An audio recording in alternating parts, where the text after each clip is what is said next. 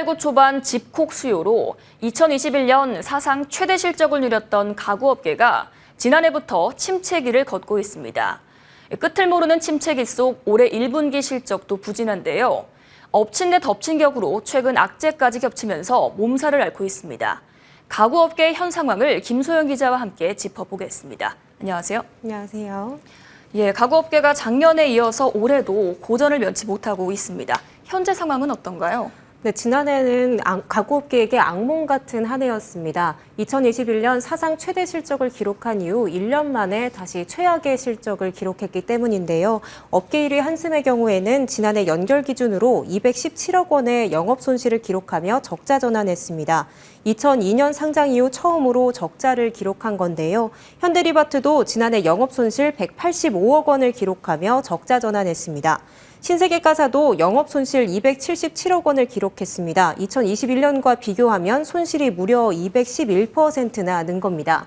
국내 기업뿐만이 아닙니다. 세계적인 가구 회사 이케아의 경우에도 2021년 9월부터 2022년 8월까지 매출이 전년 같은 기간보다 10% 감소한 6,186억 원을 기록했는데요. 같은 기간 방문자 수도 줄었습니다. 근데 이거 매출이 준 것은 한국 진출 8년 만에 있었던 일이어서 좀 기대가 조금 있었습니다. 이 올해도 시작이 좋지 못하다고요? 네, 가구업계는 1분기 모두 영업 손실을 기록하면서 부진한 실적을 이어갔습니다. 한샘은 지난 1분기 157억 원의 영업 손실을 기록하면서 전년 동기 대비 적자로 전환했고요. 매출도 11%가량 감소했습니다.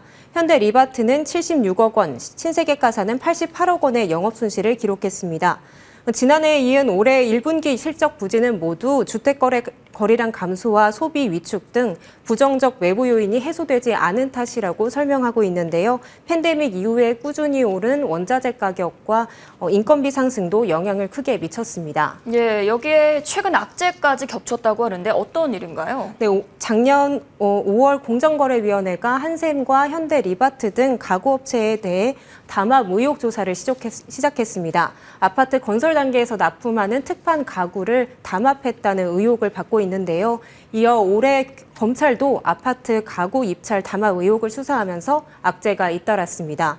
한샘, 리바트 등 10여 개 가구업체가 2015년부터 최근까지 특판 가구 입찰 과정에서 약 2조 3천억 원 규모의 담합을 했다는 의혹을 받고 있습니다.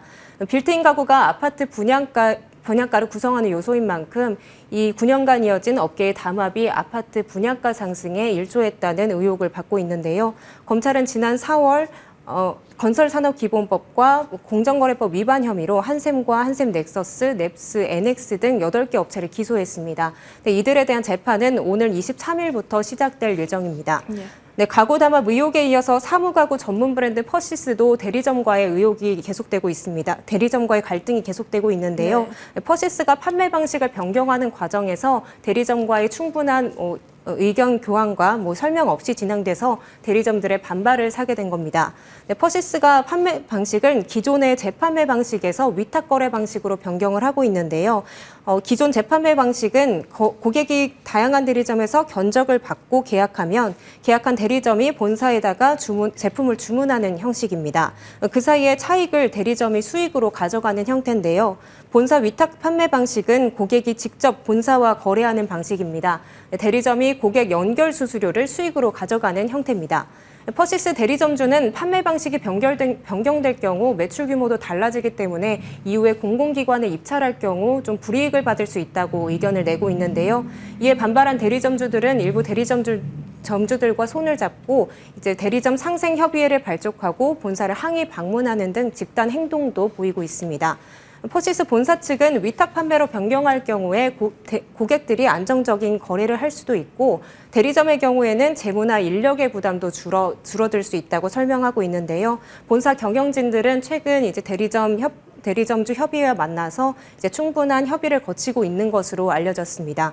그리고 시범 도입 기간을 거쳐서 실행 시기도 조정하겠다고 말한 바 있습니다. 이렇게 어려운 상황에서 가구업계 주가는 어떤가요? 네, 주가도 시장 상황을 반영한 것처럼 하락세를 기록하고 있습니다. 2021년 14만 9천 원 최고가를 찍었던 한샘의 경우에는 지난해 첫 거래일 9만 2,600원까지 조정이 됐고 현재는 45,000원대까지 떨어지면서 최고가 대비 70%가량 조정됐습니다. 일부 증권사에서는 지난해 한샘의 부진한 실적에 당시 시점 주가보다 목표 주가를 낮게 잡는 사실상 매도 의견을 내는 리포트도 발간했는데요. 올해 초에는 담합 의혹이 불거지면서 한때 4만 원대 초반까지 조정되는 등 약세를 보이기도 했습니다. 2021년 2만 원대를 기록했던 현대리바트의 경우에는 지난해 초 15,000원대까지 떨어졌다가 현재는 7,000원대 후반에서 거래되고 있습니다. 퍼시스의 경우에는 2021년 상한가를 기록하는 등 5, 6만 원대에서 이제 거래됐는데 올해 들에서는 2만 원대 후반에서 지금 거래가 되고 있습니다. 예, 그럼 이 가구업계는 언제쯤 좋아질까요? 네, 빠르면 올해 말 그래도 내년에는 좀 좋아지지 않을까라고 얘기가 하는데요. 실제로 부동산 경기도 많이 회복되고 있기 때문입니다. 지난 1분기 전국 부동산 거래량은 이제 총 24만 건으로 지난해 4분기보다 15.5%가량 상승했고요. 아파트 거래량의 경우에는 약 8만 건을 기록하면서 직전 분기 대비 78%가량 급상승했습니다. 또 가구업계가 엔데믹에 맞춰 온오프라인 전반으로 투자했던 것들이 하반기와 내년부터 이제 빛을 발할 것이라고 보고 있는데요. 지난 3월에 송파 매장 리뉴얼 행사에 참석한 김진표 한샘 대표의 발언 들어보시겠습니다. 저희는 현재 그 어떤 새로운 50년을 준비하면서 과거처럼 온라인, 오프라인이 단절된 것이 아니라 온라인, 오프라인 모두에서 고객의 어떤 구매 경험을 새롭게 하기 위한 노력을 지금 기울이고 있습니다. 이번 3월에 저희가 그 오픈한 새로운 통합앱 한샘몰이 그 시작이고요. 그 다음 오늘 저희가 이 새롭게 여러분들한테 소개시켜드리는 송파점이 저희 오프라인 매장의 어떤 새로운 모습의 어떤 시사점, 새로운 방향을 시사하는 어떤 출발점이 된다고 말씀을 드릴 수가 있겠습니다.